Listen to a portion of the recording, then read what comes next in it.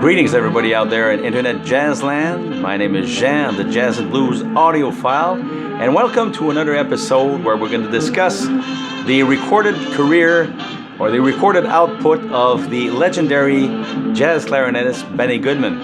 We're going to continue with this series, and don't forget, if you like these kinds of little videos I'm putting out, don't forget to put a like and subscribe to the channel, and feel free to write me some comments that you think might be interesting, or if you have questions or whatever, if you'd like to chit chat, go ahead. I'm very open to all that. It's very interesting to meet, speak virtually with people that are interested in Benny and the same kind of music I love. I love all jazz music pretty much, and a lot of jazz artists. That makes an awful lot of jazz artists to listen to, but and I try to share some of the artists that I really like. I try to share some of my passion for their music and some of their music with you online here to sort of maybe initiate a few people to this genre of music, which is, we know that jazz is not one of the most listened to genres in the world, but it pays to discover this great music, this great art form. So in any case, I enjoy getting some messages. I recently got a very interesting comment from a new subscriber, a Mr. Linus Henderson. Thank you very much for that. I hope I got your name right. Let me just check here on my on my phone to be sure I'm not getting the name wrong. Mr. Linus Henderson made a comment, a very interesting comment, where he corrected some of the stuff that I said. I try to be exact on most of the comments I make, most of the things I say about Benny. Now, a lot of it comes from my memory, some of it comes from stuff I read recently, some of it comes from stuff I read a long time ago. I've been a Benny Goodman fan since I was 14 years old. He's pretty much one of the jazz men that got me into jazz in the first place. So some of the stuff dates from far back. I'm now 55, and so sometimes I forget some of it, or I get the facts wrong. I'm sorry about that. But Mr. Anderson corrected me on a couple of things. I wanted to read his comment online here on this video, and now unfortunately I can't find the comment anymore. I've been looking all over my phone and I can't find the comment. I can only find a notification that says that he's subscribed to my channel. So welcome, sir, to my channel, but I can't find your comment. I was going to read it, unfortunately. If I find it again later on, I will come back to it. But for some bizarre reason, I can't find it right now. I must say I'm a little bit baffled sometimes by the way YouTube functions. But anyway, so thank you for your comment nevertheless. I know he recommended an excellent book on just focused basically on the Carnegie Hall concert, the famous 1938 Carnegie Hall concert, which was the subject of the last YouTube video. And so I wanted to share that with you, and now I've lost the comment altogether. I might be able to find it later on. Nevertheless, I made a discovery recently, and I wanted to share it in this little episode before we continue with our survey of the recorded output of Benny Goodman. And it's a chronological. I tried to go in it year by year and look over what Benny was doing, what he was recording, what he was putting out on record, and how he was evolving as a clarinetist, as a jazz musician in general over the years. Now, what you're hearing in the background here, he's playing a very famous hit by Glenn Miller, Sunrise Serenade. Now, where was this recorded? It was recorded in 1939, the following year of the Carnegie Hall concert, and it was recorded in Carnegie Hall. That's what's surprising. It was there was a second Carnegie Hall concert the year after, 1939. So right after 1938, the following year, he was back in Carnegie Hall with his regular working band of the time, but also with some very special guests that were playing with him. We know that he had lost Gene Krupa. Gene Krupa left him pretty much after the Carnegie Hall show and decided to front his own big band. He then evolved that into a trio and a quartet and kept on. His career kept going for quite a few years, also till the end of his life in 1973, I believe it was.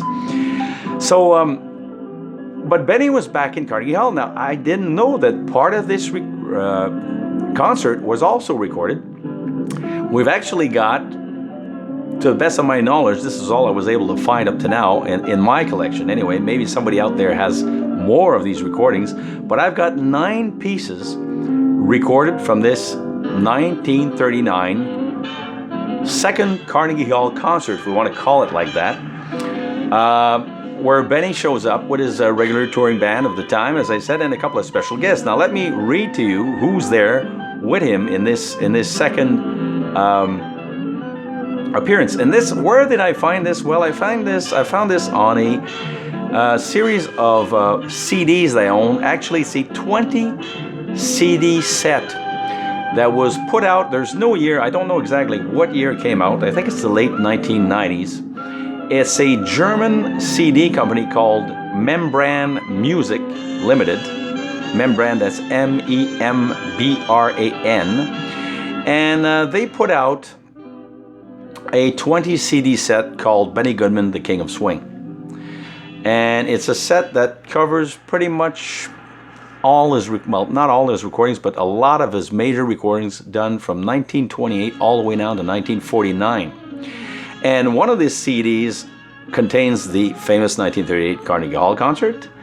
And then the following CD contains this pieces from this 1939 Carnegie Hall concert. And this is what you're hearing in the background right now, as a matter of fact. Here he's playing Think What You Do Is the Way That You Do It. So I was fascinated by this. This is a discovery for me. I did not know that this existed. I didn't know he was back so soon in the Carnegie Hall the following year, and I didn't know that part of it was recorded. And obviously, is this the first time it's issued out on record, on CD or whatever? I don't know. But the interesting thing about this is that the personnel. Here's the personnel of his big band that you're hearing in the background. Of course, Benny's on clarinet, and there's Benny singing. That son, come here to me. Things may come and things may go, but here's one thing that you ought to know. It's the way that you do it. It's the way. So Benny here sings at Carnegie Hall, 1939. Now that didn't happen often. It's the way that you do it. It's the way that you do it. Well, all right then. So, anyway, this is a very interesting recordings. There's only 9 tracks altogether on this CD. As I said, this is a German company, so it's a German issue of this 20 CD set that covers Benny's career from 1928 to 1949. And this was recorded in New York on October 6, 1939 in Carnegie Hall. Benny Goodman's on clarinet, Jimmy Maxwell, Ziggy Elman, and Johnny Martell are on trumpet, Red Ballard, Vernon Brown, Ted Vesley are on trombones, Toots Mondello, Buff Estes are on alto saxophone, Bus Bussy, Jerry Jerome on tenor sax, Fletcher Anderson is an arranger, of course, that Benny had hired, but he's on the piano here in this appearance at Carnegie Hall. Fletcher Henderson holds the piano chair. Arnold Covey is on guitar. Art Bernstein is on bass. And Lionel Hampton here is at the drums instead of a vibraphone. So I guess Benny was having a hard time finding a drummer to replace Gene Krupa. And anyway, he had Lionel take care of the drum work on this particular appearance in Carnegie Hall on October 6, 1939.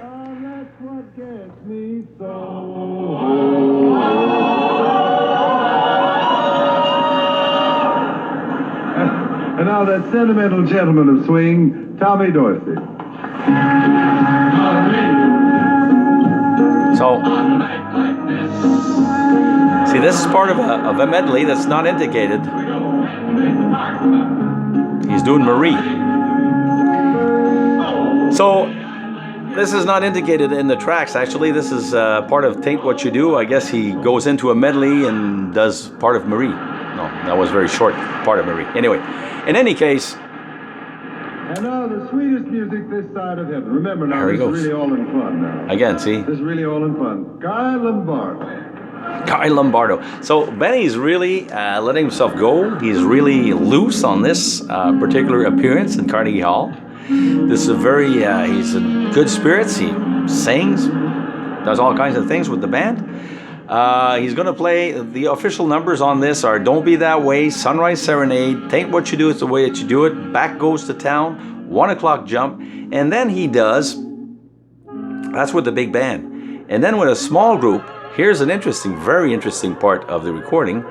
He does the Sheik of Araby in a trio setting, but here's who's part of the trio. Benny Goodman on clarinet, Fletcher Anderson on piano, and Lionel Hampton at the drums.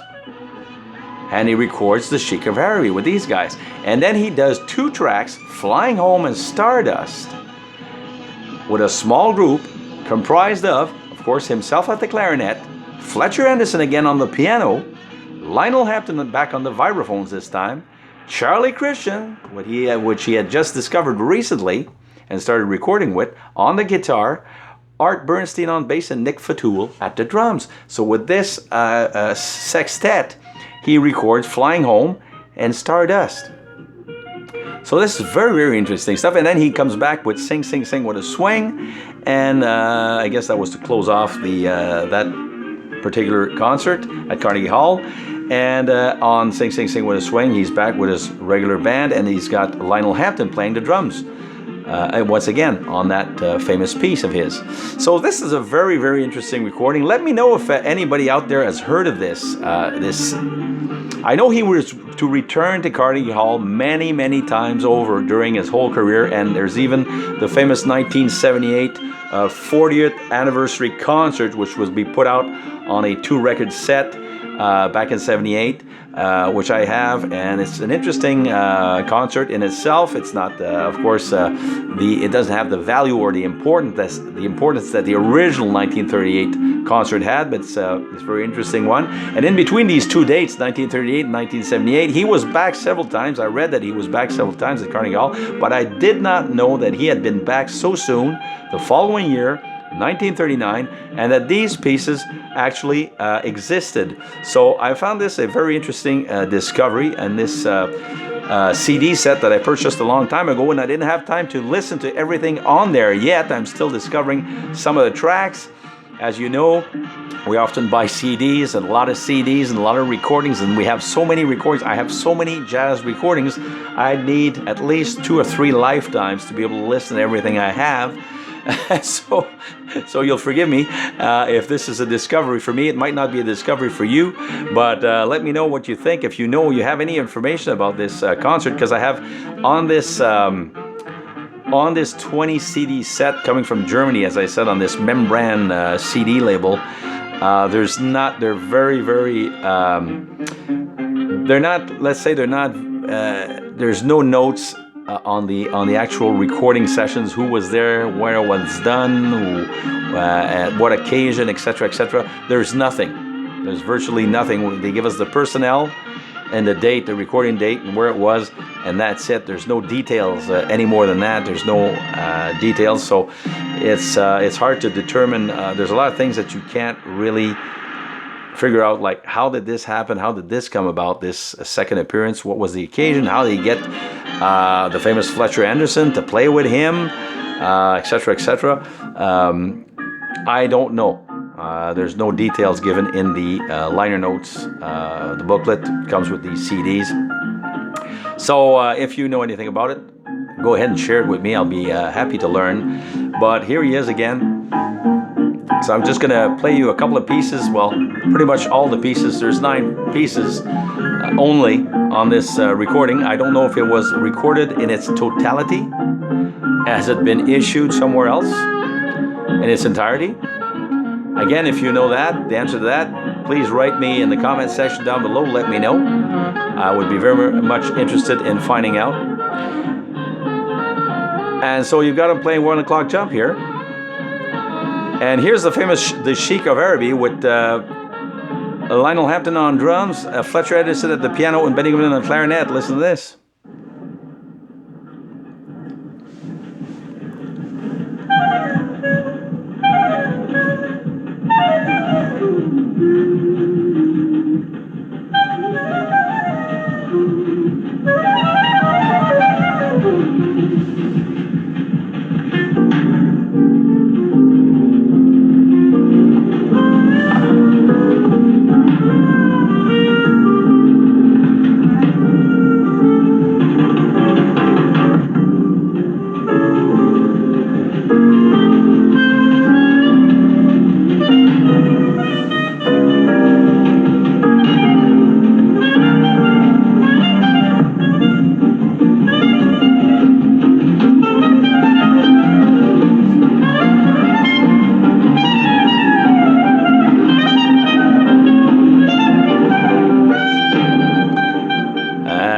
so this is stuff I'd never heard of before. Here's Flying Home and Stardust with his sextet, again with Mr. Henderson, Fletcher Henderson on piano. Here's the piano solo by Fletcher Henderson. Now we rarely hear that.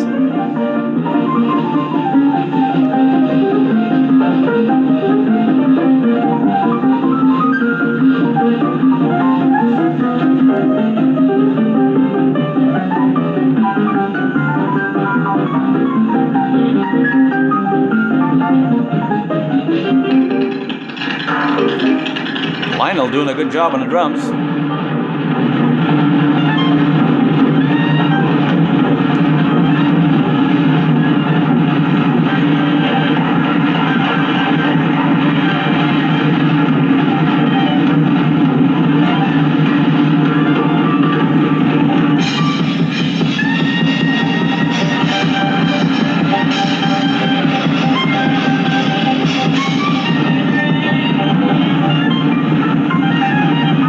So anyways, it's interesting stuff. Here he is doing Flying Home and Stardust with, again, Mr. Fletcher Anderson on the piano and the added participation of Charlie Christian.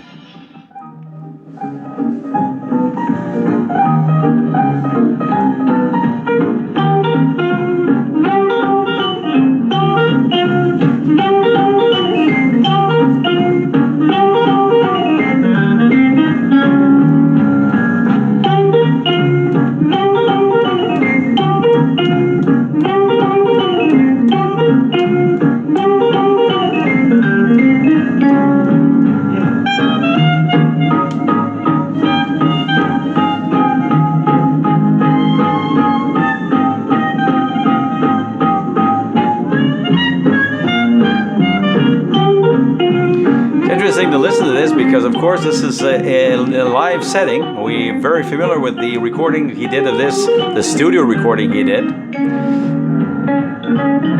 And there's Charlie right now.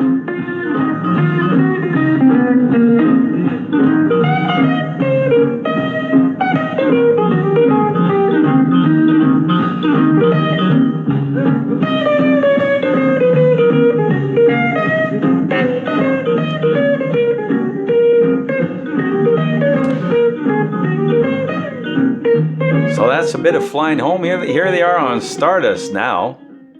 Here's a bit of Stardust.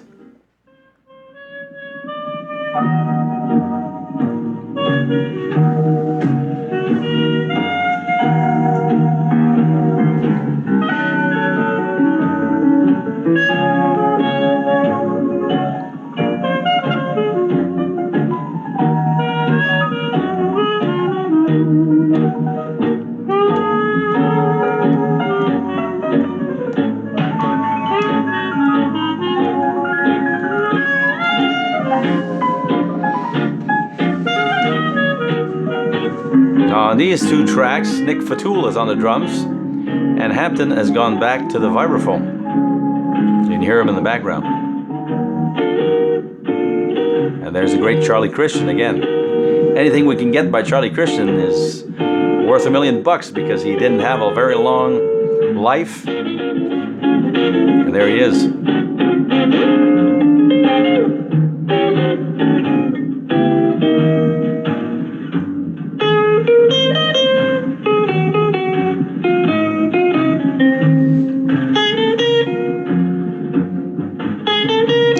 So, this is pretty much wraps it up. I just wanted to do a little, a short version of this continuing video series on the great Benny Goodman and his recorded career, his recorded output over the years in a chronological manner. We're in 1939 now, and we're back at Carnegie Hall. This is not, of course, a commercial recording that was put out on records. I don't believe this was ever issued on record.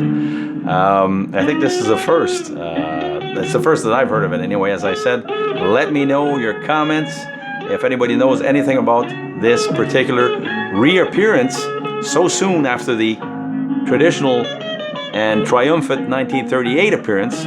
Let me know if you have any info on it, because I really couldn't find any right now. Not in these liner notes of this CD edition anyway. And we're going to hear now to close off the program, and I'm going to wish you a good night, a good day, or good afternoon, whatever time you're listening to this. And until next time, I'm going to tell you to keep on jazzing, jazz on, people. No matter what's happening in the world right now, we're still in this coronavirus crap. It's still not over. It's very hard over here. I'm in Quebec, in Canada, one of the most locked down places where we have some of the hardest measures ever put on people during this whole pandemic madness. Especially the unvaccinated people are being very much persecuted down here.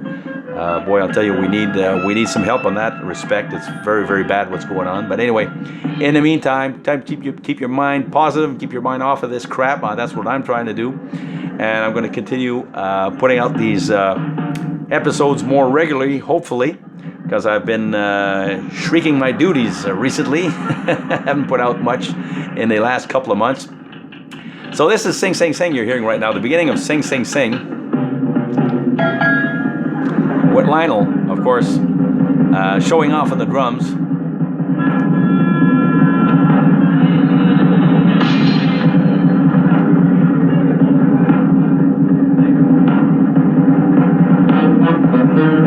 There we go.